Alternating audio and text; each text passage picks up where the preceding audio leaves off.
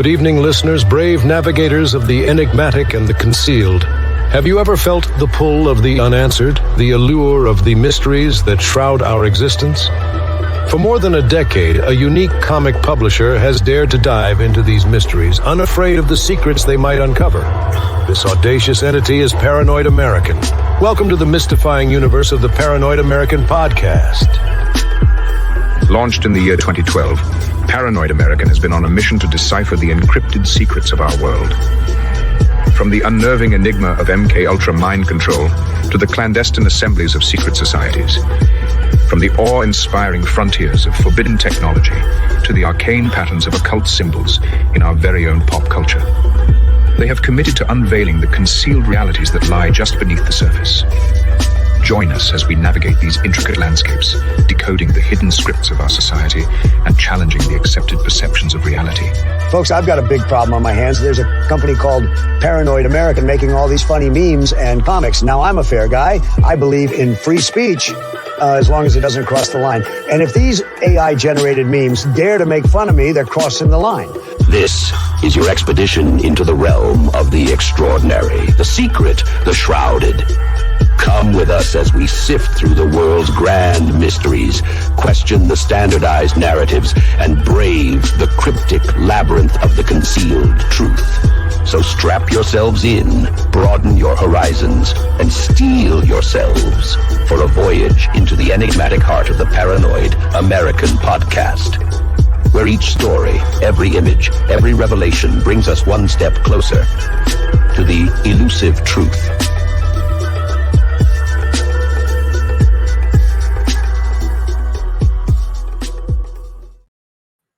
What up? They can't keep us down. They're trying to cancel us. They're trying to delete us from the world, from the planet, from the earth, but they can't. And tonight, as proof, we've got your favorite podcaster's favorite podcaster. And if you don't know who this guy is, you're gonna learn right now, and you're gonna become an instant classic. You're gonna love all of his shows. You're gonna subscribe to all of his shows. Who's That's that the best creep in my intro window? ever. I like that. I'm like Bernie Whirl for like conspiracy theorists. That's great. I'm the woo man for the woo. You're the right. Tom Waits of the conspiracy world, man. Yeah. All right. That's neat. That's pretty You'll cool. take that, right? I didn't know that. Neat. Cool. So Andreas .me, Andreas Xirtus, the Tartary site, Sync Tank, Wednesday Ultra. You've got so many shows, man. I don't even know what's going on anymore. I think I came from I was at a time when like I think hashtags matter more than they do now. Probably there was a time when you just needed to create hashtags and you needed to put kind of emphasis into the sigil and charge it up with as many follows and likes as possible, and then people would follow that. I don't know if that's how it works anymore. That seems like that might be dying, but that used to be the reason. I also had like a lot of really long titles that were just crazy long. What was your longest title? As long as they'd let you, I'd always try to get as many words in there, like Titan, Tartarian, Iridian, Dwarves, Underground, DuckTales, Legends of Caballeros. You know what I mean? Try to get as like take a word every 5 to 6 minutes of a 2-hour video and put them together as like the title. Well, before we get I already want to jump into sigils, but before we get too far in, I want where is the best place for people to follow and learn more about the crazy stuff we're going to talk about? I don't know. I mean, I guess you could look up Andreas Xirtus on almost anything at this point. You could find Xirtus videos, which is cool. Like I've done videos with a lot of people, so you can find the Andreas Xirtus videos there. I'm pretty active on X, right? .com. That's probably a good place to find me. You can also go to Xirtus.com or Andreas.me. And that links you like to TartaryNova.com, which is our Discord. So there's a community there. And so there's a lot of people that are also involved with Tartaria research and all sorts of esoteric things that we have like a Discord server for. So there's that. And you can go to the YouTube channel or the Odyssey channel. You can watch all my videos. I've got like hundreds of videos.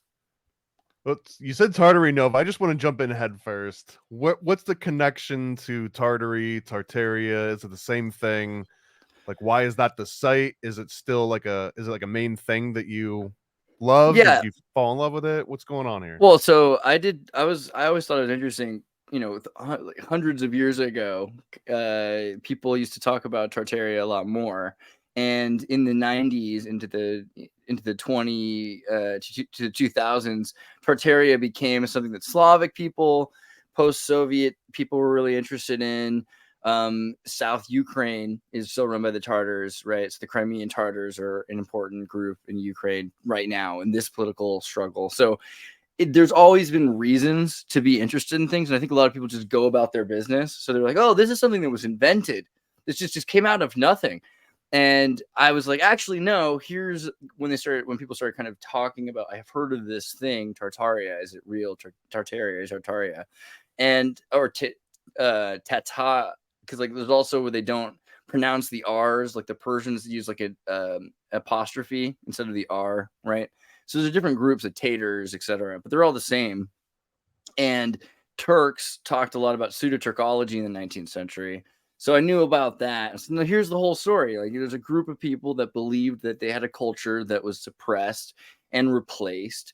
And we have today kind of the Christian, Catholic, Orthodox split versus Islam, right? That's kind of what cements over the history of what was really going on in this region. In Bessarabia, right? Like the Bessarabia, which is Moldova today. And what's the name of that like weird Transnistria or there's another little nation, like a micronation right there in Moldova.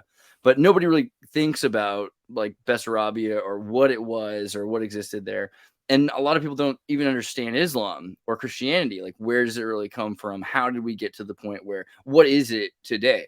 Christianity used to be a radical different thing that had this idea that you would be equal with Christ, right? And all these ideas got cemented or got erased and replaced with lords controlling people. And the Muslim empire similarly started out in a place called Tatarstan, and they had architecture or openness to all different kinds of religions. They ended up controlling Spain. And today we think of kind of this militant version of Islam, but that's not the most ancient form of Islam. So all of these things, they started out around a place that goes, it's a huge nation, and yet we don't talk about it that much anymore. It's called Tartaria, and it's in all the books. The Jesuits have books talking about it, how amazing it is.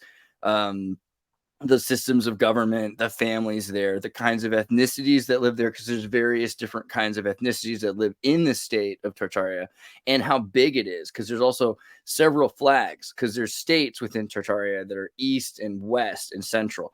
So you have the Khazarians that are in the center of it, but it goes all the way to the east coast of Russia. And at some point, the Khazarian Caliphate controls Spain. So realistically, Tartaria controls most of Europe at some point. And that all kind of gets forgotten, which is interesting. And we talk about the Dark Ages, right? And this is interesting because during the Dark Ages, you have all of this amazing history. You have the Muslims in Spain. You have huge amounts of progress. You have electricity, some people say, in Cordoba, like electric wheels, like certain Arabic philosophers and inventors are working on pretty advanced stuff similar to Benjamin Franklin in Cordoba, right? And all of that gets sort of forgotten and called the Dark Ages because they don't want anyone to remember, and they burn all the books. And so they would say, oh, everyone's illiterate. And then they start speaking Latin. And there's all of these new schools that are created in these churches that force people immersion style to learn these new languages, but everything is erased and forgotten. So that's basically the gist of what Tartaria is about. I don't know if that was your question. Well, no, that's a good entry point, because one of the big facets of Tartarian theories and Tartary is that they just kind of got erased from the planet, and all their maps and all their history was sort of suppressed intentionally. But that's kind of the MO for what Rome used to do, right? So like when Rome took over Carthage, they just burnt down all the libraries and burnt down everything, so that there's very little records of the people from themselves. It's all from outsiders looking in, which is sort of what we've got with Tartaria. That's actually an example of it. So you have the Etruscans and Etruscans.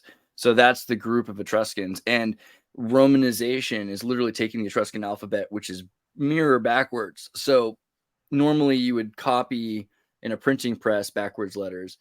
The Roman letters are literally looking like they're written out, copying some printing press from Etruscan.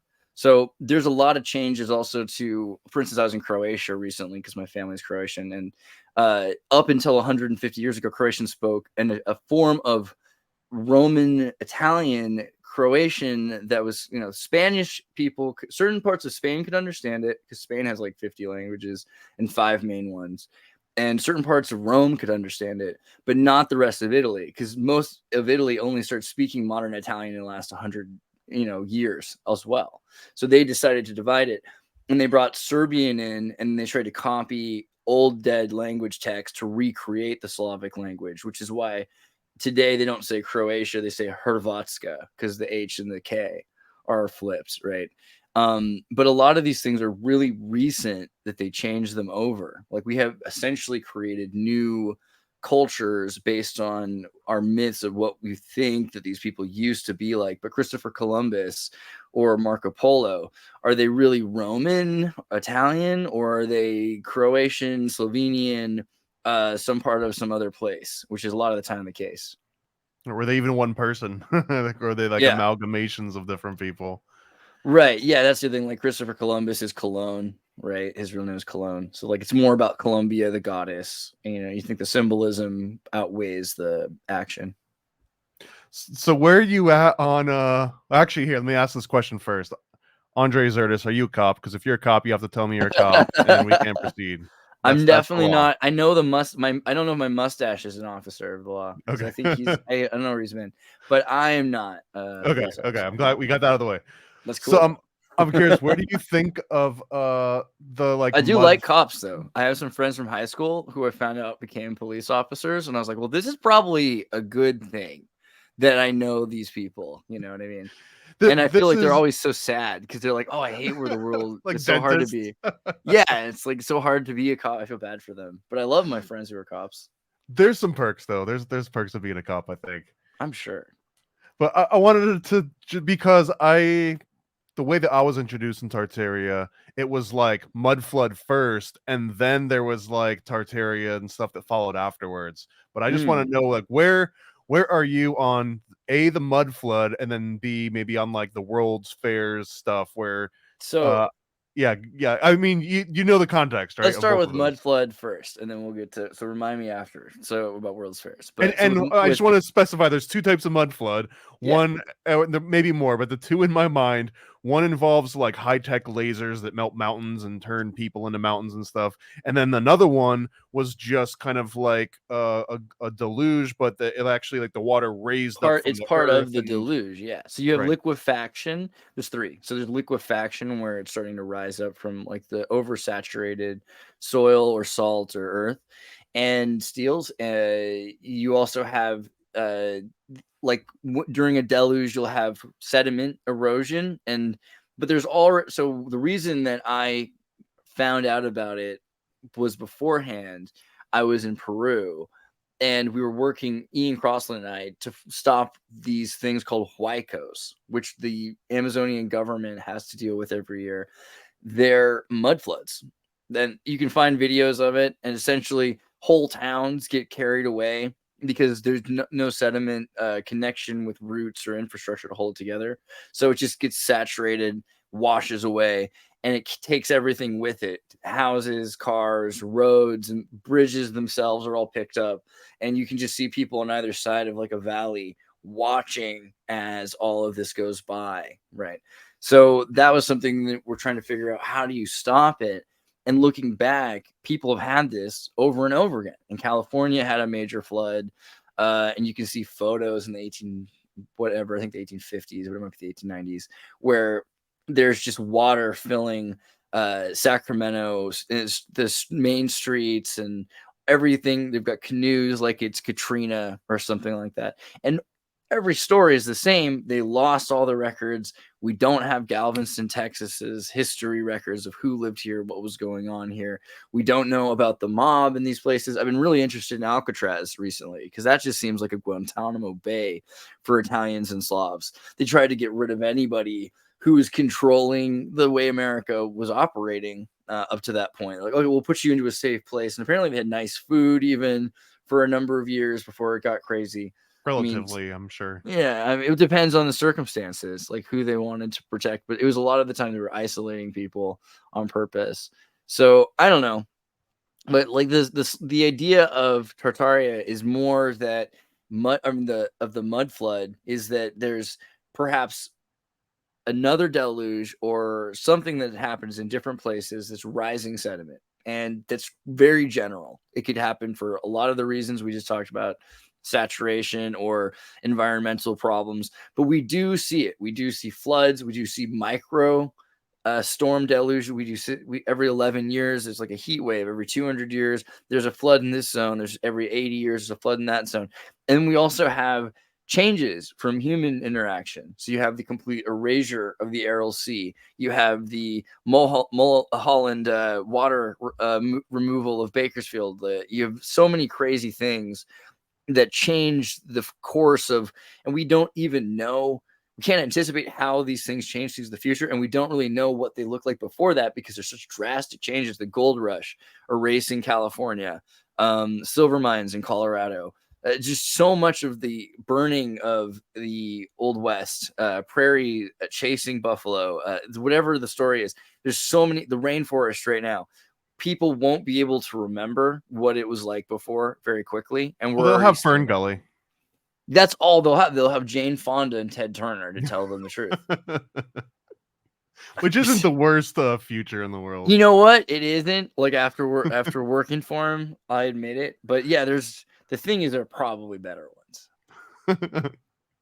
Not as entertaining as the world run by Ted Turner. So, but I want to know where you I think on that's like your goal, right? Isn't that our goal to have like a world that's more entertaining than even Ted? Even Ted could predict. I mean, granted, though, credit where credit's due. I think he should deserve more credit than Walt Disney. Sorry. Kind of. I would just be less jaded at the world if I just got to greenlight some of my shows at the table within Turner Networks or William Street or whatever you want to call it. Absolutely. Yeah. But so where are you at on melting mountains and like lasers melting stuff? What do you think about the Grand Canyon and some of these things? I mean, I love the idea of completely nature does these things, and I'm sure it's possible. I mean, of course, it wouldn't take that much, I think is the point. Like the idea that it has to be lasered off isn't really my main belief, but the Grand Canyon is really interesting, and I'm always open to hearing more about it. That there could have been something, and I love Battlefield Earth, and go Scientology, go Brit. I feel like I'm pretty vanilla on this. Like I guess I've only really heard the official story of the Grand Canyon. Can you call that the official story? Well, yeah, is the official story the Smithsonian flood guy with his because I don't remember, like I always hear the story of the guy who found like Egyptian alien stuff under the Grand Canyon and then they flooded it. I'm like, all right, show it to me. And the under lizard cities that were under California and stuff, but but that seems pretty plausible. So like the other thing is California is covered in so much gold and it's just so weird. The gold thing, you don't think so? I don't know. Well, the idea that there's giants living underground. The version of that story I heard was that he bought land thinking it was going to be rich in oil or rich in gold or whatever, and it turned out to not be as lucrative. So it was just like, man, how am I going to get someone to buy this land? I know there's an ancient civilization of underground lizard people here, but you can't dig, and I'm not going to tell you anything more unless you come and buy the land for yourself and figure it out. I don't know. I mean, the lizard people story would have stuck. I think they told people first that California had giant black women that ran the place that were naked, and then they told them that they were just regular sized black women that ran California that were naked. And then they told them there was a lot of gold. I mean, they told them what they had to tell them. But eventually it was like, if you go to California, you're going to need to pay somebody to wheel your wheelbarrow around for you with your gold in it. Because there'd be so much gold in California. So yeah, I think that was the bigger con than where the gold came from. I mean, there were almost from the beginning stories, and the Mormons, right? They talk about Latter-day Saints. They're like, dude, this is clearly an example of post Armageddon, right? Because we know that there's supposed to be these gold temples, right? And so clearly this is an explanation for this. And so they even sent troops down from Deseret, I think it's like 1842, before the rush. And so they were secretly looking for gold even then. And you know, I think people kind of know, like there really is gold. Have you seen Sierra Madre? The treasure of Sierra Madre? It's been a long time. So the point is there's lots of gold in powdered form in the hills. So what they do is they blow up the mountain and then they wash it away with giant fireman hoses, and you lose literally freaking mountains, you know, in the process. And then you have just flattened areas of California. And people talk about the California as an island theory, but it's not really a theory. We know that it was. It's just a matter of how long ago it was.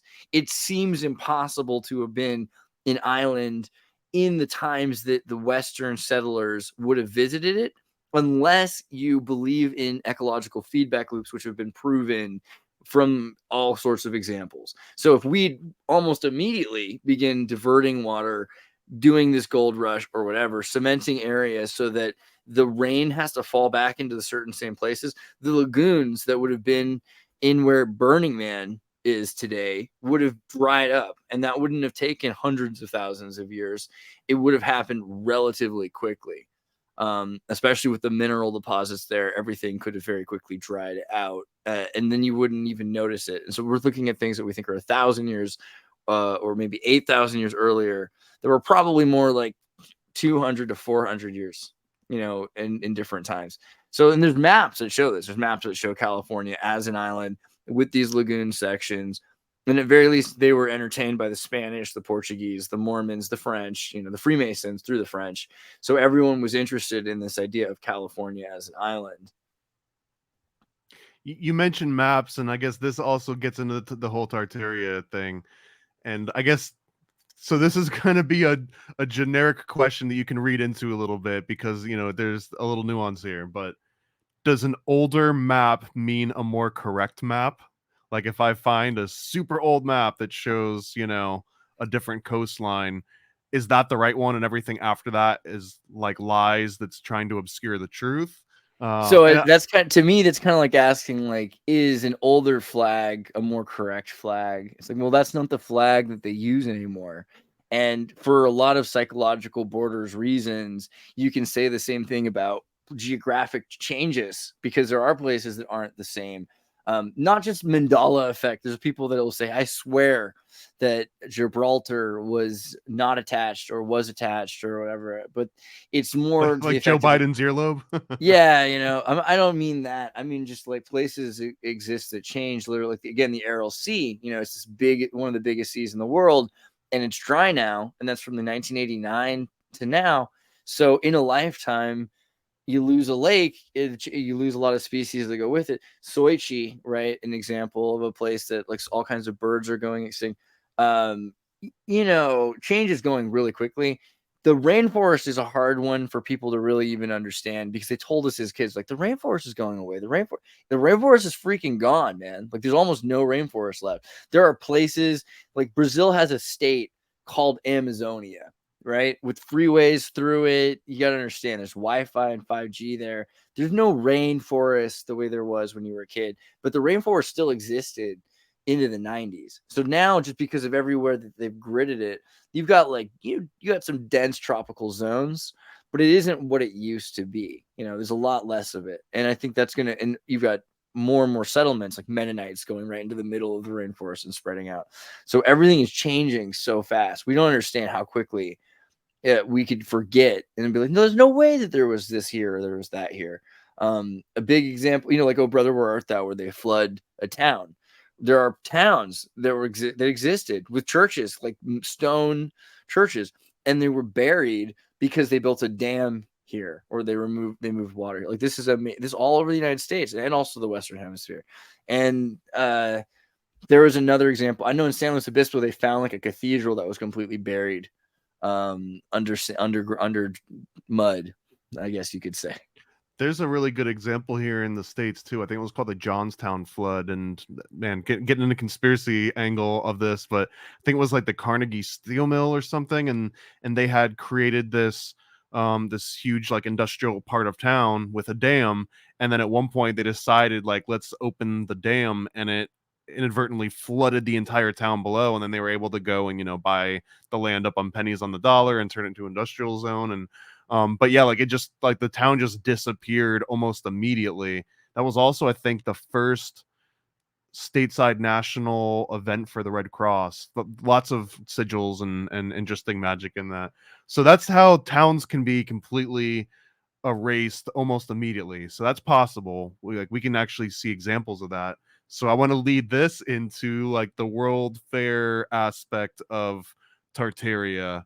And then some of these don't need to be conflated with each other, but it's just like it's the big package, right? So the concept for anyone not 100% familiar is that some of the world's fairs have been theorized that those structures, or maybe there was a structure that had elaborate architecture and all kinds of fancy techniques that we don't know how to do today.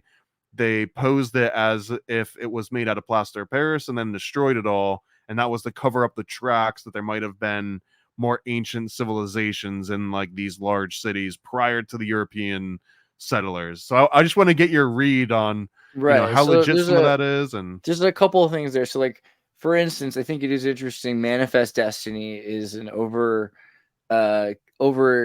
saturated idea. We've got this idea that we are the supreme culture, that is the best culture that's ever existed, and that we brought the wheel to a place that never had the wheel, except that they have the wheel for the calendar, clearly, that said the end of the world is coming as a wheel. But other than that, never figured out how to use a wheel. I mean, like the logic that we've taught ourselves.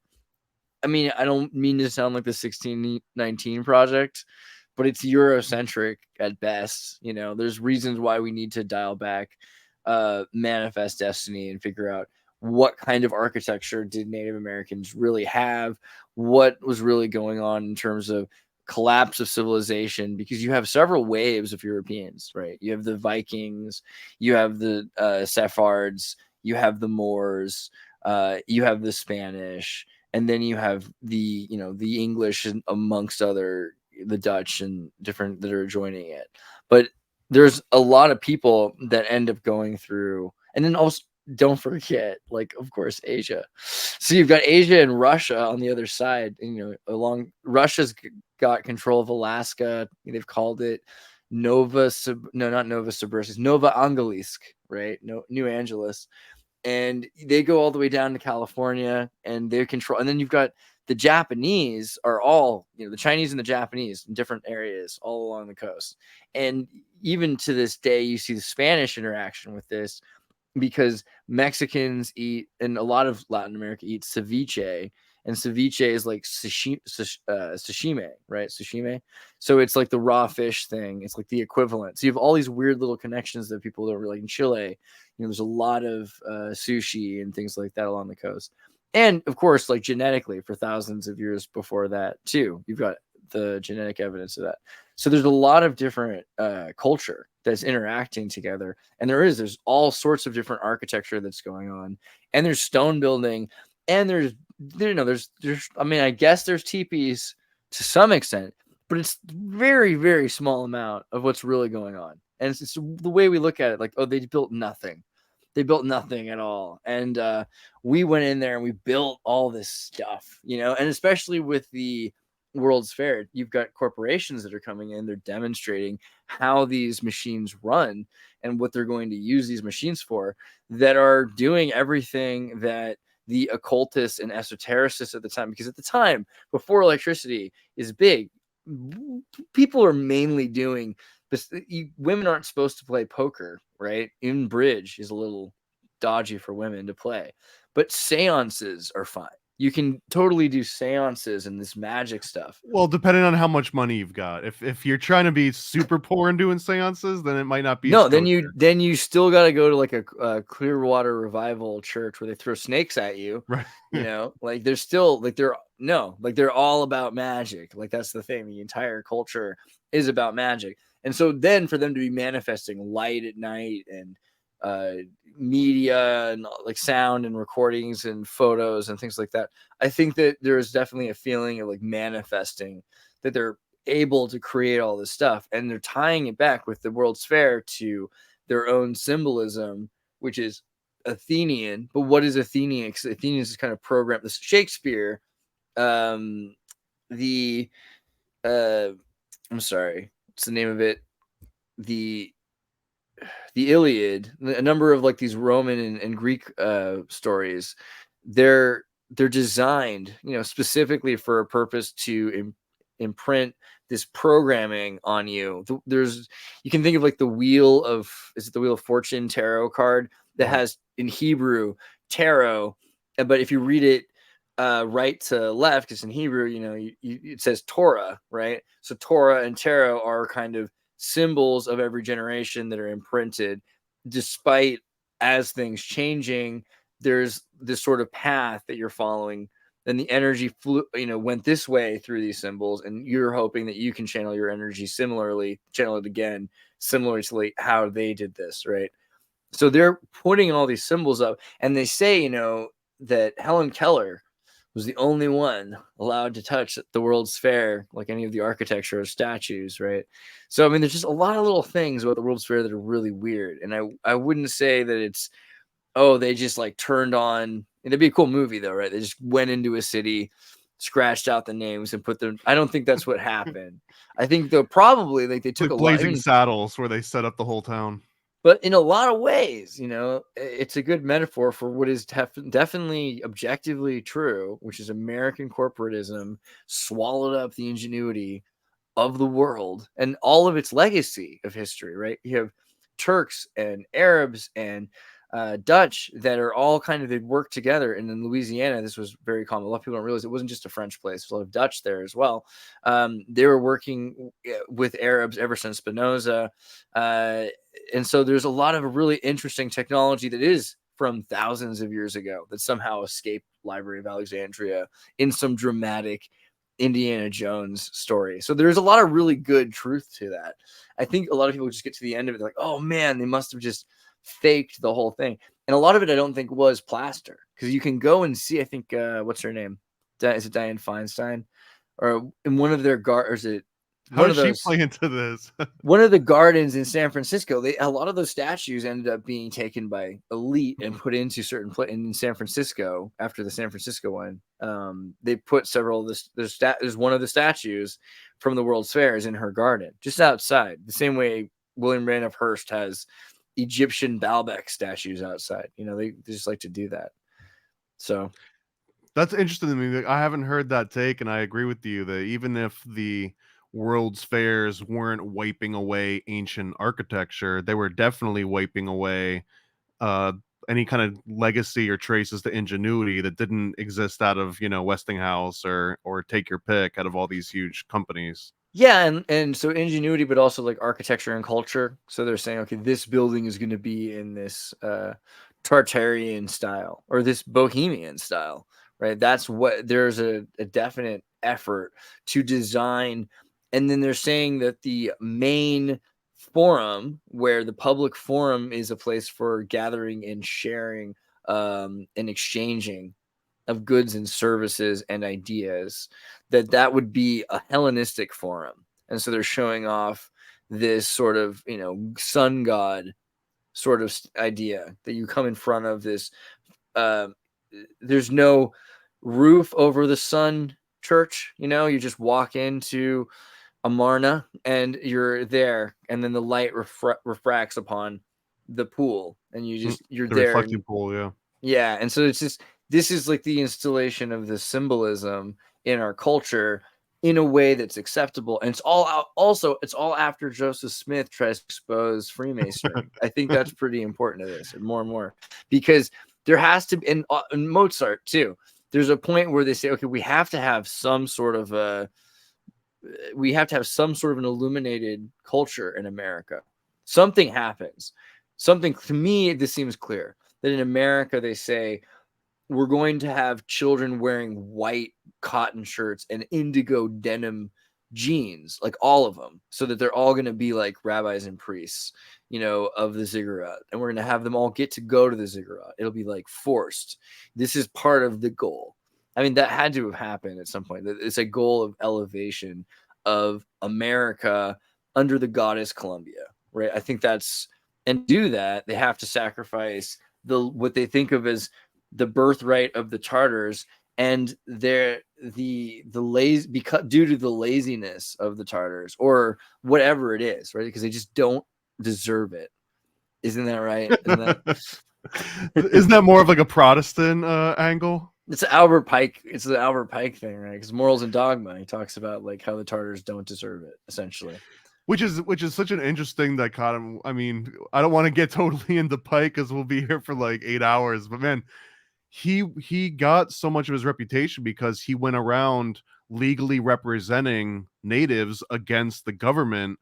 But yet, like in his personal and like philosophical studies, it almost seemed like he was against, I guess, like this native imagine if you become a public defender. If you become a public defender, you're going to end up having negative excursions in your journal. I think that's unfair to Pike, but not to say he wasn't a bit racist, because I mean he's a product of his time. I think presentism is an issue, but he did write a lot about the Veda. As much as he wrote about Morals and Dogma, he wrote about the Veda, and he translated the Veda himself and worked to learn Sanskrit as much as he could. And I think he probably thought that there was a connection between the Indians and the Indians, right? The idea of Indios, God's children, right, or God's people, Indios in Spanish. So he was trying to understand, and he was probably shocked, I think, that they weren't the same, and so he was frustrated by that. That could be part of the deal, because a lot of what he saw up with Tartary and Tartaria too. Well, yeah, but they're interested in more Shintoistic. I mean, like, it depends, but Lakota, for instance, like there's grandmother energy and there's father energy, and these ideas of energy they're very different from the Veda. But also the way we look at the Veda, we look at Brahmanism. We don't necessarily look at the different. There's thousands of different kinds of Hindu religions that were swallowed up, the same way Catholicism has all these saints because they swallowed up these local pagan religions. And I guess Phoenicia too, same way the Phoenicians would work, where like everyone would bring their gods to their new town, and then those gods would mingle with the other gods. Last thing on Tartaria, maybe, I can't promise that, but because you mentioned Japan and China sort of having some influence, Russia having influence, I don't know. I want to know, why is there like this flat Earth Tartaria overlap? Am I looking into that, or does it actually exist? So I think it's more that flat earthers are more open to, once you've rejected everything, you know what I mean? Then it's a little bit, you're looking for something to make sense and replace it with. And so that's probably why it makes sense to start looking into things more. And you've already rejected so much. You're like, okay, I can look into this. And the more you learn from the beginning, otherwise I think the people that have the hardest time with this are the well-educated, because as myself, I would have said, man, what about all my education I paid for?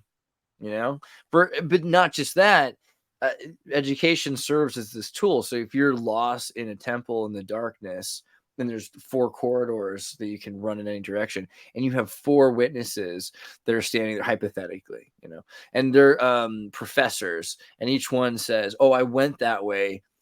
I went as far as you can go that way. There's nothing that way. You shouldn't waste your time. But you hear that from all 4 of them. So you just stand still. Why would you go any of the directions? That seems to be a major problem. So credit where credit's due, I think, to the flat earthers, for that one. But it reminds me of my favorite scene from Labyrinth too. Yeah, yeah, absolutely. Was your favorite scene the one where it's like, "Don't go that way. We're Yeah, leading with straight to the the castle." Yeah, with yeah. the doors, and then you go into That's the hand tunnel. everybody's Yeah, favorite. man. That's my favorite scene for sure. Good. Yeah, I just watched that again recently too.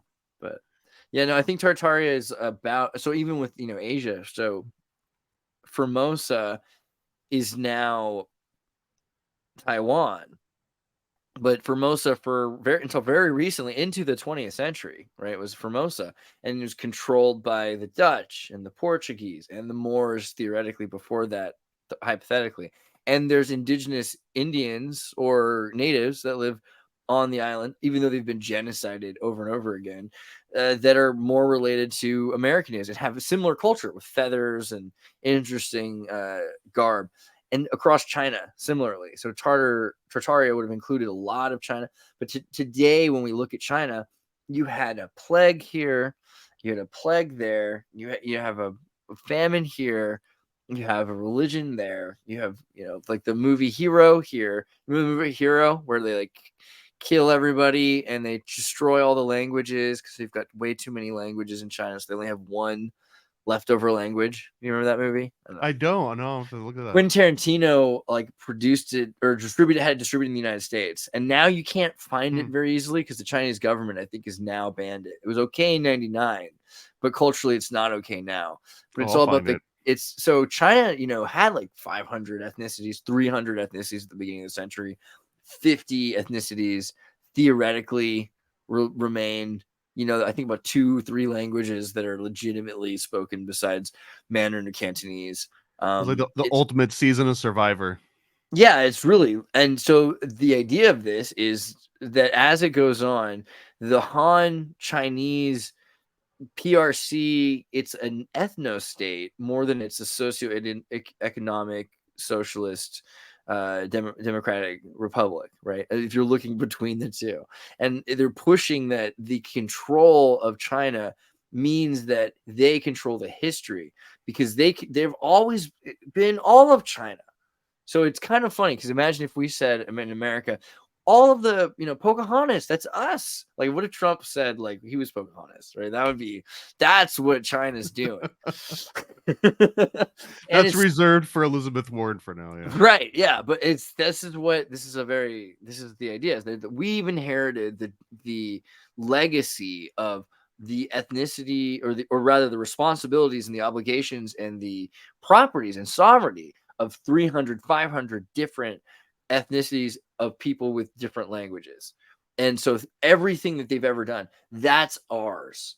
And that's freaking crazy. I mean, Italy's 150 years old. Germany is 120 years old, maybe, arguably. You know what I mean? Most of these countries are new countries, new governments. They're newer than the United States' government. And to pretend that they're the same government, they wouldn't, because then they would be responsible for the debts. Right? That's what the whole point of a lot of these wars are. So it's really interesting that they're trying to say they have the responsibility of genocide. I don't know if that's the way to look at it, but that's kind of the way to look at it. And Tibet's a good example. Taiwan's a great example. But you have to look at the history of all of these different places and you say, okay, well, what was it before? And you have books from people that have traveled there, right? Fleming in like the 20th century. And again, Tartarum Bellicum, which is like this Jesuit book from, I think it's the 1530s or 1539 or something, but it'll show different groups in the Confederated States of Tartaria, which include the Mandarin, the Han, the Uyghur, all different kinds of people, and they have different kinds of clothing. There's some that are more Arabic, there's some that are more Indian, there's some that are more Asiatic, there's some that are more Russian, right? And it seems that up until the 19th century, this sort of like Sino-Russian Manchurians, which Manchuria is just south of Russia, they were in a lot more control or influence. Maybe because of the Jesuits, it could have been, but we're not really sure. And then they die. They lose a lot of control when there's a plague that kills, like millions of them. It's interesting when you're saying how new Germany and how new Italy is, and that there's almost like this push to make it seem like these are the most ancient cultures on Earth, Yeah. because there's some kind of like a gravitas that comes with having that sort of, you know, a backstory. It's kind of like the Freemasons like to claim Knights Templar. A lot of people claim Knights Templar because like the farthest back you go somehow means that you've got more authority. I'm curious. This is a complete tangent, but you mentioned being like around Croatia and like, you know, Slovenia and stuff.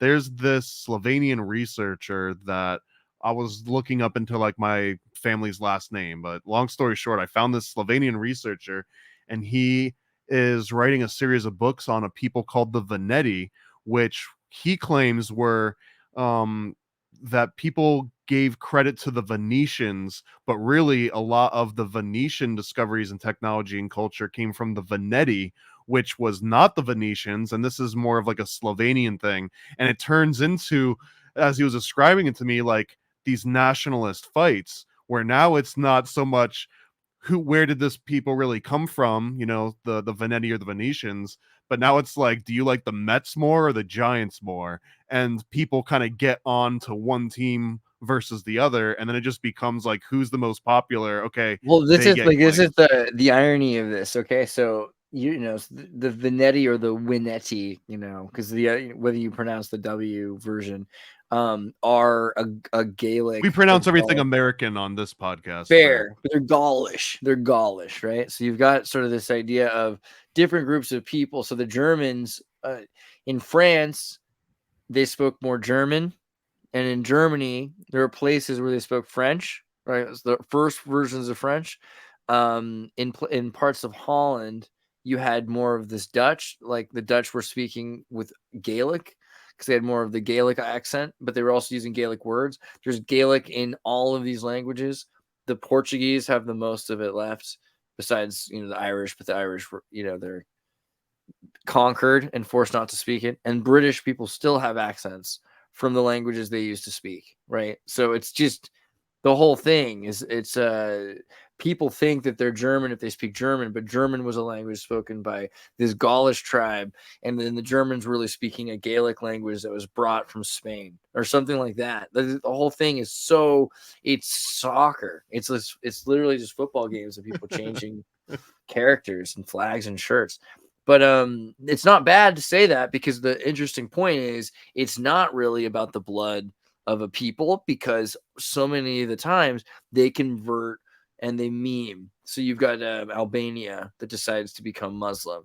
And you can see like there's in Bosnia, for instance, that they're like, okay, the Protestants aren't allowed to, there's Catholics and then there's Orthodox, and this isn't a big deal. And all of a sudden it's a big deal. And they're fighting with each other, and they're like, we're going to have we're splitting the church. And they divorce. In the divorce process, you have this group saying, hey, why don't we just have our own? And then the Catholics and the Orthodox decide they're going to kill the Protestants, because no, like we hate each other, but we can agree, screw those guys, right? Like at least we're in charge, we want to keep it that way. And so the Muslims come in and say, actually, no, that's cool. You guys can be Protestants by joining the Muslims. So you have all these little mosques on the prairie. They look like little Baptist churches, because they basically are, because of the 19th century or the 17th century or the 16th century, depending on where it happened and when it happened, equivalent to being Protestants. Like, yeah, we won't join other. Well, fine, we'll just stay here, and you're allowed to do that. So, I mean, every single part of the culture is erased and replaced with a new culture 3 or 4 times over since the 19th century. And it seems like it's even weirder if you go back further. So like 1666, you have the Fire of London.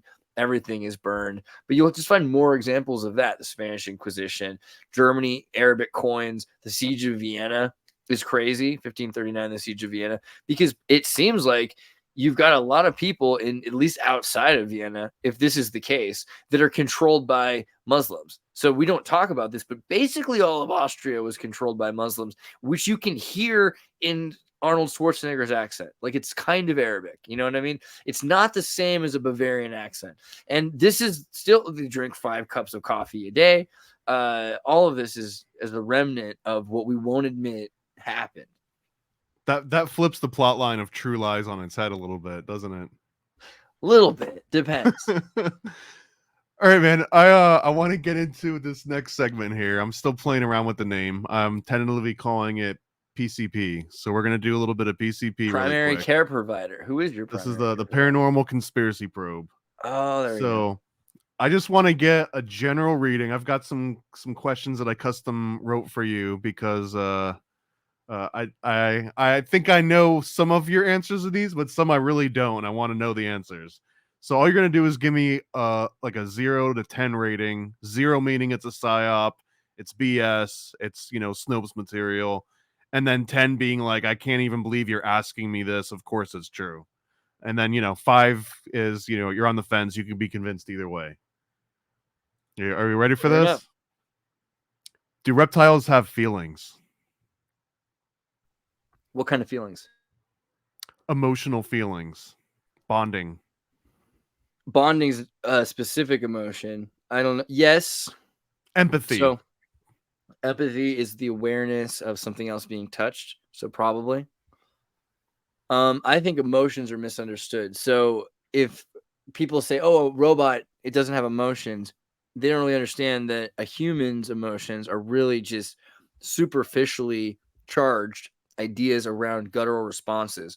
So instead of your body saying, like in the Terminator, "Oh, you're low on battery. Oh, you have to pee. Oh, blah, blah, blah, blah, blah, blah, blah." It just, or if there's a tiger, it's just like run, like guttural adrenaline, just what to do. It's like a pre-programmed sequence that happens, is all like an emotion really is. And I think that everything has pre-programmed sequences that's alive. That's really what life is. So to emote is a little bit more subtle. And then we have all these ideas and philosophies about these emotions, why we feel the way we do. I think that's convoluted, and an AI can do that with the same input, same sensorial input. It could create preloaded sequences to respond. Oh, it's out of battery, I better get some battery. Like that's, oh man, I'm tired, change my priorities, can't talk to you now, gotta go charge. It's like, I think that's the same. So but they don't have so reptiles don't have a lot of the same issues that we do. But you have to remember there's a lot of kinds of reptiles. So dinosaurs like that live today, for instance, birds, because birds are non-extinct theropod dinosaurs, they have pre-programs where they train, they feed their young out of the nest, they drop their young. So a lot of reptiles do. We don't think of birds as reptiles, but they are. So I mean, it's just like, yes. What was that, 10? Is that what the answer is? Yeah, I count that as a 10. Yeah. Is infinite land possible? Infinite land. So expanding Earth theory is my favorite, where like the world's getting bigger, and that's like, it's just like everything's expanding. I mean, that's very Jesuit, but like if the universe is expanding, therefore thus so doth I. We're all getting bigger, and if we were to time travel back in time and look at ourselves, our past selves would look at us like we were giants, because we'd be expanded. I like that.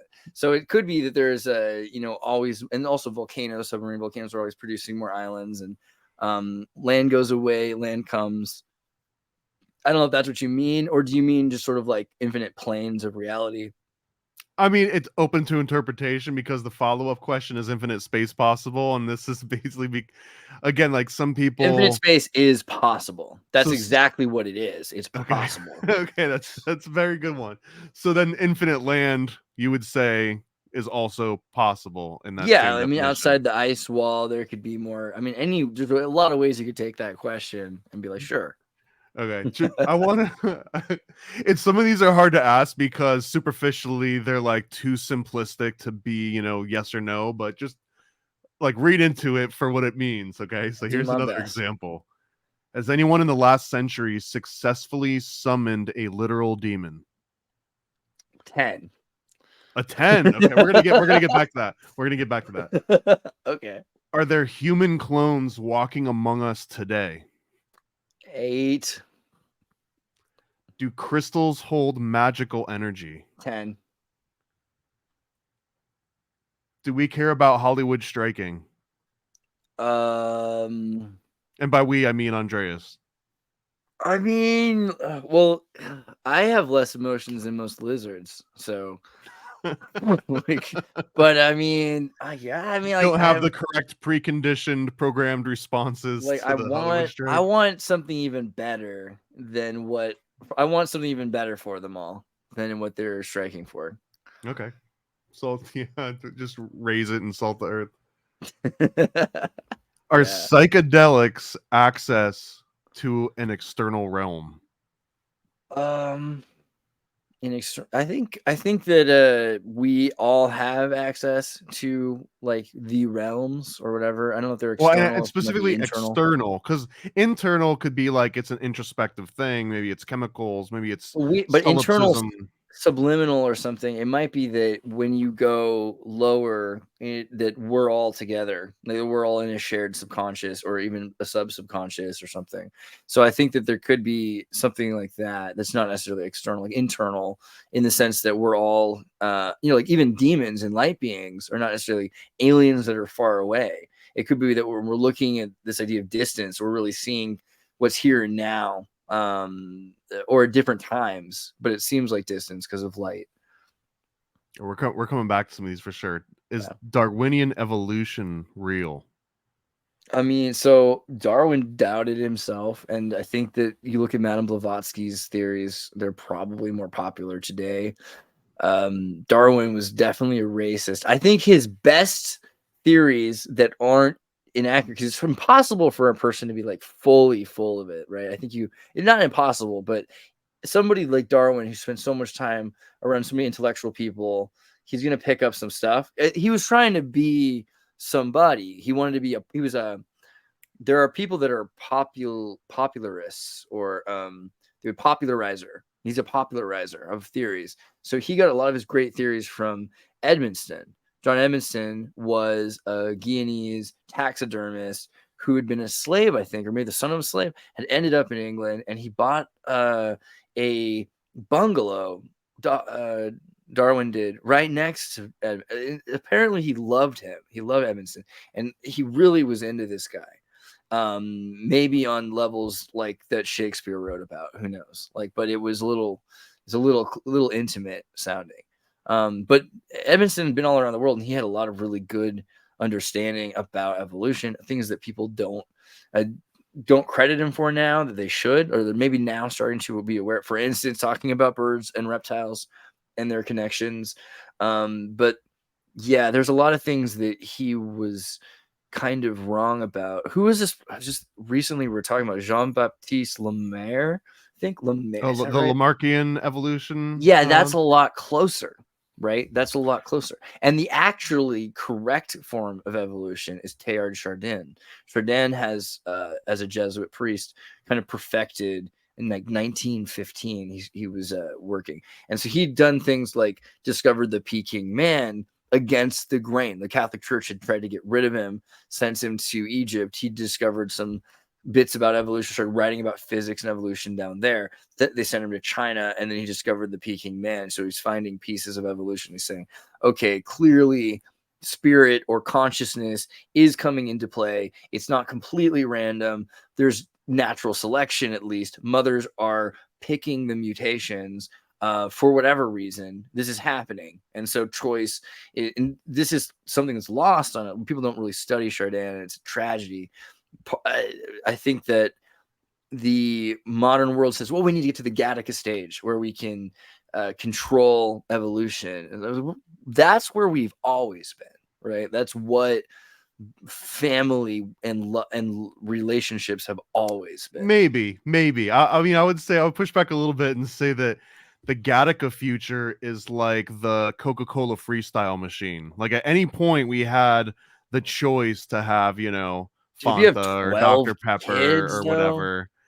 12 But kids in the Renaissance, I mean, or like even today, I mean, so like they're going through it, and like a lot of things are happening, like a lot of evolution takes place, and epigenetics are happening. Which ones survive? A lot of, I think probably it's worth considering that we choose, and also why it's such a weird reason. Do we choose because people think this person's face is more symmetrical, even though they have a lower IQ? Or do we choose because this person, they might be ugly and they might have like neuroses, but they're brilliant and we just love that. So we can use that.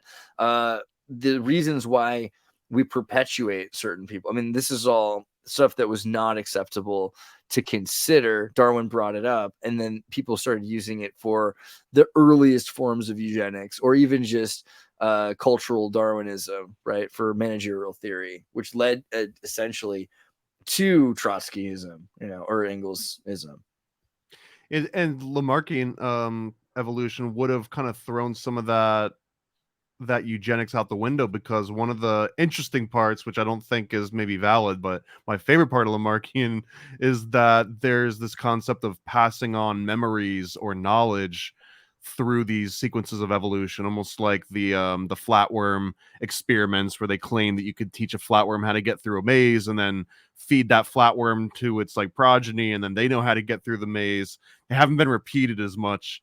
Right. But there's certain things about nature. Really, a better thing to do is to look at nature and say, is there an example that exists in nature where, it seems like there's memory here, and it might be different than our memory, but does it exist? And so insects, for instance, there's natural metamorphosis stages that they just seem to know what to do, and they haven't been trained to do that.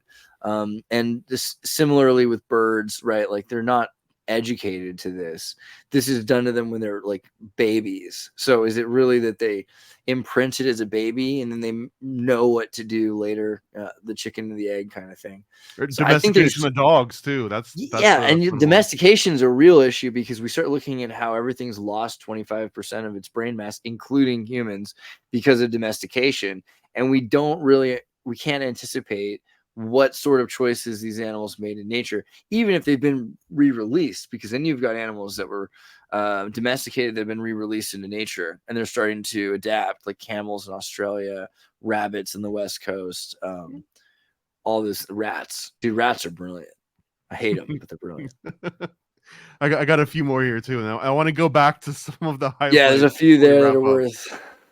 Did Knights Templar really kiss cat buttholes? I don't know. Probably not. I hope not. I hope they didn't love, because like that means they love cats. And see, I'm one of those people that don't really the spell doesn't work on me, with cats. So I don't know. But like, I respect Alex Stein. He loves his cat. He loves cats. But you're just resistant to the toxoplasmosis then? Yeah, like, I like people that are addicted to cats for the same reason that cats like them, and that scares me. Did we bury Osama bin Laden at sea in May 2011? Sure we did. Of course. What sort of a question is that? Do you see the Nick Cage movie about the guy who was trying to catch Osama bin Laden? It's like a true story. Like this Jewish guy goes to Israel, paraglides in. He like nearly dies, in the CIA like, what are you doing here? Like, I'm trying to kill Osama bin Laden. And like, he's going around and like, he nearly gets him, and then the government kicks him out, and he's like, no, you can't kick me out. I've nearly, you guys are haven't done it in 5 years. And like, finally he gets home and he's like sitting there crying in front of the TV, and like, we did it. We got Osama bin Laden. He's like, what? And he starts crying. And then they're like, we dropped him at sea. He's like, no way. It's a lie. It's a lie. It's like, that's Nick Cage. So, I mean, I feel like a lot of people have to wonder, what's the point of telling you did it? And then, I guess, is that enough for enough people that you just tell them that the body was?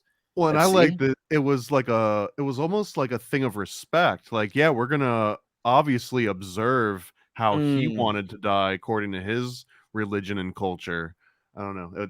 Yeah, if he died, I don't know. Like, so I like all the things I hear about, like, more and more, because I was a kid. I was like 12 years old in September 11th. And I just came back from Europe. So September 3rd, 2001, I got back to California after being in Europe. And I just saw the musical just recently, just now, like a couple days ago, about the planes that got diverted to Canada come from away. It's a musical all about all the people that were flying, and they got diverted to Newfoundland because they had cleared the airlines. And it's just, the whole time was so weird. But I just remember not knowing that much about Osama bin Laden, and that there wasn't a lot of like anti-Arabic sentiment around me, and it took like 5 days for everyone to become super anti-Islam, which they never knew about or heard about before. I think, but even ironically, there were kids who just heard about it in like Bible class or in school and had no problem with it the week before, and now it's like, okay, you have to hate this person. But as the time went on, like, you hear about Osama bin Laden had a love for Final Fantasy 7, right? He loved it. It was his favorite video game. He played Call of Duty. He was into Flash programming. He was a nerd, It's dude. interesting that he was an American by any sort of metric, right? Yeah, He was dude. more American culturally than anything else. But Yeah. yeah, I don't know, dude. It M- makes me ask questions about Cut Bay and the whole jihad Frankenstein's stuff. monster here. Yeah, And man. all right, so and I got last question, just because I want time to go back and ask you some of the follow-ups. But do you think, again, score from 0 to 10, we could have a car that runs on water if the government didn't prevent us from doing so? So the answer is 10, except for like it's not really the government, I don't think. It's like corporations or something like that. But yeah, there's been Okay, people that okay. have cars that run on water. My mom even, like, so she told me this story once that when she was in Vienna in like 69 or something like that, because she was like in school back then. She went there. She was hitchhiking, or I don't know how this happened. Here with her friend, met this guy who's like 60 and worked for like Deutsch, Ford, or one of these like car companies, and he just invented a car that ran on water. And he was just like like at a restaurant with them, and like eventually told them, because like they're nice American girls who learned German already, so he was like impressed. And he's like, it runs on water, just on water. And he died like right like a year within that year, and there's a number of examples of stories just like that I've heard of. But it was just funny, like her own experience with that. Like lots of people have made these things, but there's always a reason against it. Probably also the FCC would probably say, oh, you can't have this kind of electricity or this kind of energy, because the amount of energy it would take, like in terms of ampage or something, they might say, we don't want you to have that. And yeah, I think it's more like it probably is the military, in the sense of things that like the military industrial complexes, like, Raytheon, like Lockheed, etc., like Skunk Works, but they're tangentially military. Like the military exists to make sure that corporations don't exceed the schedule of Moore's law of where they want technology to be, while they present this idea of an alien threat, aka the military industrial complex, allowed to evolve outside of the American infrastructure. It's John Galton Atlas Shrugged, right? Like when people say there's UFOs and it's aliens, it's probably just like companies that haven't been kept down by the government.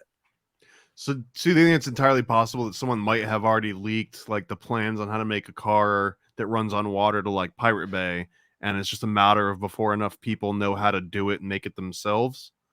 I forget what was the deal. I mean, so you talked to Bernie, right? Like, but there was a guy who made a water car like 10 years ago and released a lot of the paperwork and like got killed. And there's a lot of people that were inventing free energy devices of this and that. They weren't necessarily zero turn energy, where they in a vacuum can produce more than they put in, but machines that can run themselves up until they're solar charged or wind charged or water charged to reduce the entropy to zero. So there are machines that can continually run for like 20 years and things like that. And yeah, companies have shut people like that down, because you could have a giant electric motor in your basement, every house, or maybe just one giant one for every block. But if people started having the ability to have free electricity 100 years ago, that would have been, like there would have been issues with that. And we've heard a lot of stories about Tesla. Some of those are mythological, but the idea of Westinghouse trying to restrict people from free energy, because yeah, you could transmit in energies, and just now starting to allow to open those frequencies and bands. And the FCC still gives trouble for high-speed charging wireless devices and things like that. Like you have to have contact or a contact and everything. Yeah, that's I guess that feeds directly into that too. Like Tesla, if you could really tap into the ionosphere and just get unlimited energy, How come someone's not tapping into that and just selling it for like 80%, the price of Well, FPL there or whatever probably you're. are certain people that have like allowed frequencies. So like Tesla supposedly had a Pierce Arrow that had electricity sent from Niagara Falls or whatever power plant he had set up from that, so he could run his car wirelessly. And you could imagine ionic lifters. There's a lot of stories about where technology can go with flying saucers. If you had a solid state ionic lifter where the magnetism is forcing the ions down, it levitates upwards. You can use electricity from cellular towers to send out a frequency that produces enough EMF that it forces the ions down. And you could have, a bunch of non-powered solid state crafts at any point, and we have the infrastructure for that. But that's not what it's being used for right now, as far as I can tell. All right, I want to rewind back to this question in particular because I want to get your full deep take on this and poke at it a little bit. So when I said, has anyone in the last century successfully summoned a demon, and you said 10. So first I want to qualify this, that a demon in this context, I don't think it's like a Jungian archetype. I don't think it's like an Enneagram. I don't think it's like some kind of like deep LARPing thing where you're just, playing out again. You like want an archetypes and extra. symbols. You want to incorporate an I extraterrestrial. want an alien. I want Lamb. I want a ghost. I want the Exorcist. I want Pazuzu. I want can you summon Pazuzu and levitate and spit vomit and stuff So I always supernaturally? had these like visions. I don't know, like imagine like the government in Oakland, like have with like Elon Musk or somebody back, in the day on jetpacks with like different burning bushes, skull cap and whatever, not sage, in order to make smokes around a giant redwood crucifix that they're trying to manifest a slug, and the amount of work it's going to take to incorporate its extraterrestrial form. Because that's the other thing, is we're talking about a demon. Bringing it into our reality is the extraterrestrial part, because it's beyond, it's from another territory essentially. Okay, yeah, That is, fair point. I think that's really the bridge. And they're always talking about like, oh, first contact, but what they mean by that is, they're trying to say we're going to bring this to the other side, and they want you to think it's so far away, but they even measure the distance in time, right? So it isn't so much that it's far away. Also, I think that there are rings, and I think that time is forwards and backwards affecting. If something affects something, like a ring in the backwards in time. So there's a lot of examples of people trying to raise demons. I was thinking more along the lines of, a 10 in the case of everyone is possessed in America, or not everyone, but probably most people in the world, I think at this point, are possessed by demons on some level, through the media, through culturally removing familial blessings of mothers and everything else. I mean, things that you would intuit, like in Nigeria, like you would immediately say, of course, like you need to have your mother bless the child. And in the Hmong in China would know, you don't tell a child they're beautiful, or things that used to be obvious to the Native American, that kind of thing. I think we've lost a lot of to the Christian, even all of this stuff that's made it easier for people to say, oh yeah, do what thou wilt, and then stick and carrot, allow yourself to be controlled. And the Slavic idea of a demon, is more like you said about the manifesting of a charging of a self-created demon. People are feeding into other people's demons though, because they become like a demon from the 80s or from the 1800s. It doesn't matter. Somebody who's a gambler, somebody who's an addict, somebody who's they lose themselves to the perpetuation of the evil embodiment that takes over their life and manifests them. I think there's that. And then technology. People are making AI, they're homuncule AI. They're trying to build machines that are open for spirit to flow through, and just being invited, I think, allows for it to happen. Maybe it's not like the Sandman, where they manifest dream in the glass case with the Solomon sigil around, but I kind of feel like it is. I feel like people are doing that, and they shouldn't be, and you have to have a witness outside of the triangle, and he's seeing it. He's probably like a burger fry cook, and he's like hanging out with a judge, and the judge is constantly just like summoning demons, because that's what he does, maybe not.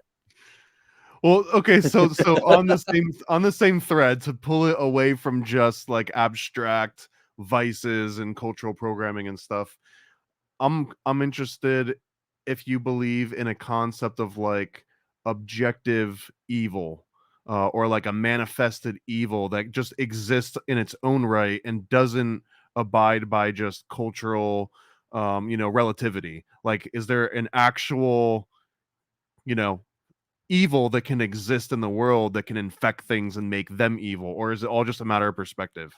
I mean, it seems hard. Like, so on one hand, like when people judge, like that tends to be more evil than most people. Like when you're like, oh, that person's evil. Well, just saying that makes you, it's worse than any fascist running any train, to me, is like to judge a person probably. I think that's pretty biblical a lot of time. Like it's not our job. But at the same time, there's a lot of horrible, terrible things that people are doing to each other, and that seems pretty evil. And it seems like that is real, and it's like, so the Catholic Church changed the prayer recently from deliver us from evil to deliver us from the evil one. And I think that's like rhetoric, I think it's a horrible change. From evil, that's what we want to be delivered from, because evil seems more objective than the evil one. I mean, the idea that the devil is equal with God is already thrown out.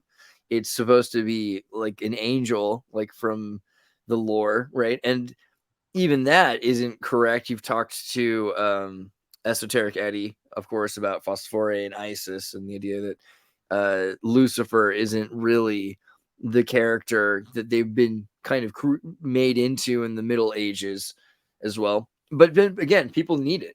So if people need it and people manifest it, and people need the evil one, then yeah, I guess it exists. The problem with that, though, is it puts it outside themselves, and they can't see that there is evil in them, and a lot of the time that comes from selfishness versus trying to do what's right for everybody, and that can be, I guess, kind of a convoluted idea. And I want to finish it up on this one right here, not because it's like most important thing, but I'm genuinely curious. You said 10 that crystals have magic energy, so I want you to technology, just qualify. Like you use quartz and stuff for your clock radio, and like this is a enchanted rock. You know what I mean? Like this is all. Okay, can I restate this? That fair enough. Yeah, they do have magical energy. could does like rose quartz, for example, have something innate within it that can actually like fix your mood or change your mindset, or is it all just fancy sort of placebo effect going on? I mean, I think a lot of that stuff is placebo, but no, I think also crystals do have the ability to do things, which is why people remembered them so well after we had a reset and lost the access to using crystals for whatever they were used for before.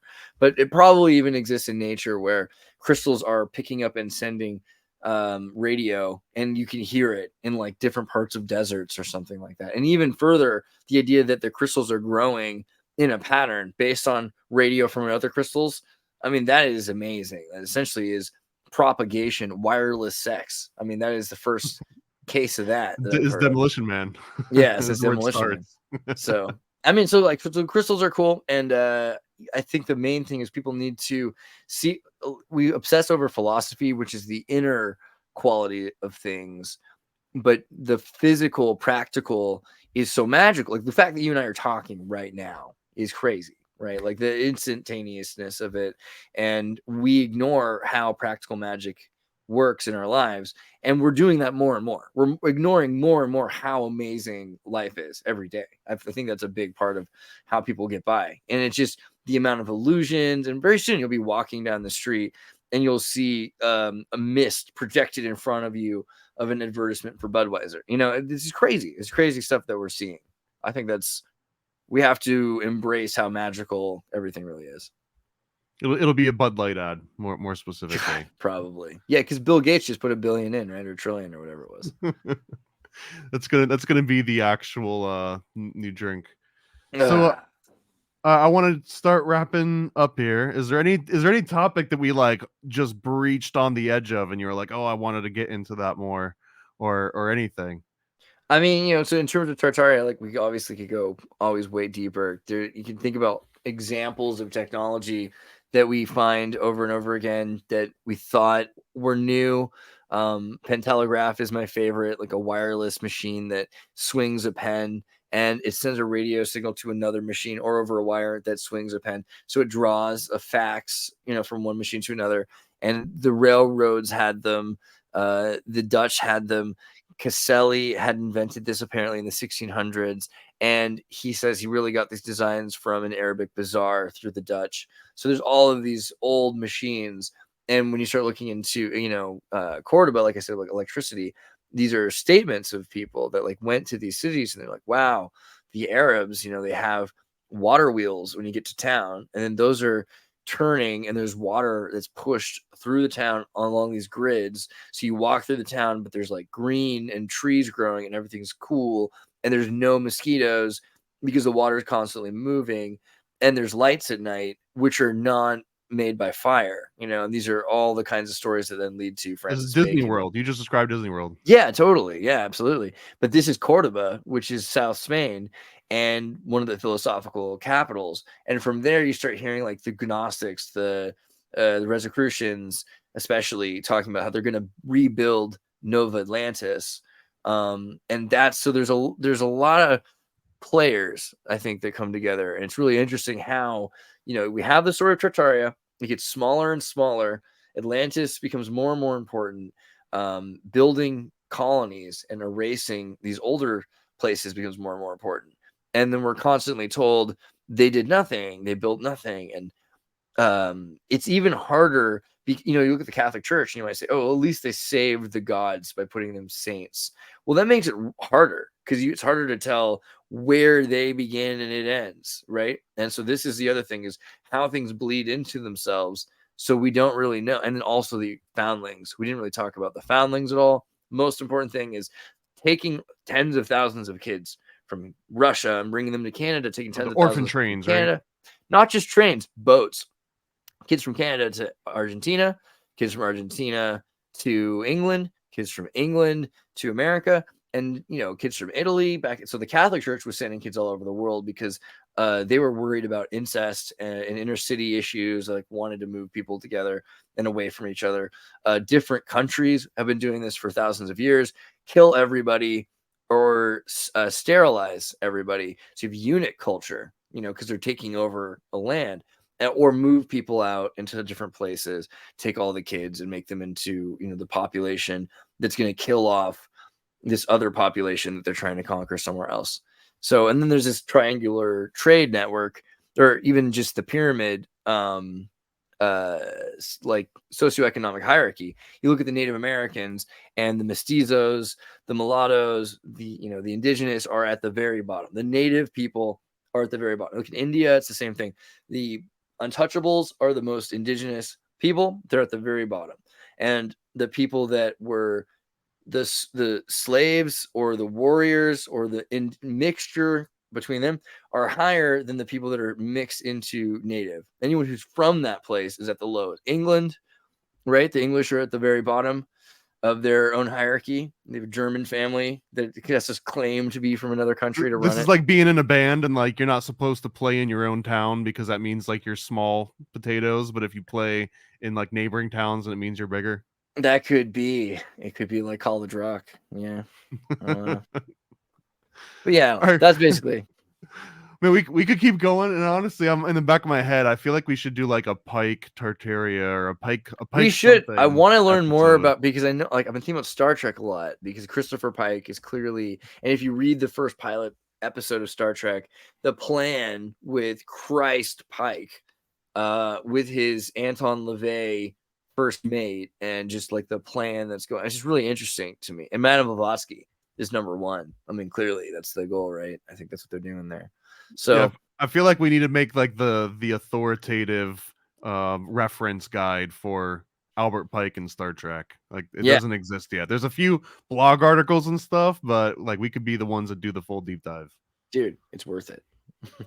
Well, again, let people know where else to find you. I mean, we do Sync Tank every week on Tuesdays. The following day, sometimes I drop in. You do Wednesday Ultra. What else do you got? That's really what you guys should do, though. Come on Tuesday and watch Paranoid American. Watch Thomas and I and David and Eddie. We do a good show. I think it's worth it. But yeah, you go to YouTube, watch Xirtus, Xartus, and you can find me on andreas.me or xirtus.com. You go to tartarynova.com and join the Discord, which is the community. Lots of cool videos are shared there. And we have AI robots that like will repost. If Thomas posts something, it'll post there. So you can follow all of his links or all of everyone like David and everyone else from all the other shows. You can it's a place to organize all of our content in a pretty good way. So it's worth joining the Tartary Nova Discord. And yeah, definitely watch the show. I think that's the thing to do. Oh, yeah, we have assimilated with Skynet fully. Yeah, it's good. So. All right, man. Stay paranoid, and total paranoia is total consciousness. Peace out. Yeah. They said it was forbidden. They said it was dangerous. They were right. Introducing the Paranoid American Homunculus Owner's Manual. Dive into the arcane, into the hidden corners of the occult. This isn't just a comic. It's a hidden tome of supernatural power. All original artwork illustrating the groundbreaking research of Juan Ayala, one of the only living homunculologists of our time. Learn how to summon your own homunculus, an enigma wrapped in the fabric of reality itself, their power at your fingertips, their existence, your secret. Explore the mysteries of the Aristotelian, the spiritual, the Paracelsian, the Crowleyan homunculus, ancient knowledge lost to time, now unearthed in this forbidden tale. This comic book holds truths not meant for the light of day, knowledge that was buried, feared, and shunned. Are you ready to uncover the hidden? The Paranoid American Homunculus Owner's Manual, not for the faint of heart. Available now from Paranoid American. Get your copy at tjojp.com or paranoidamerican.com today.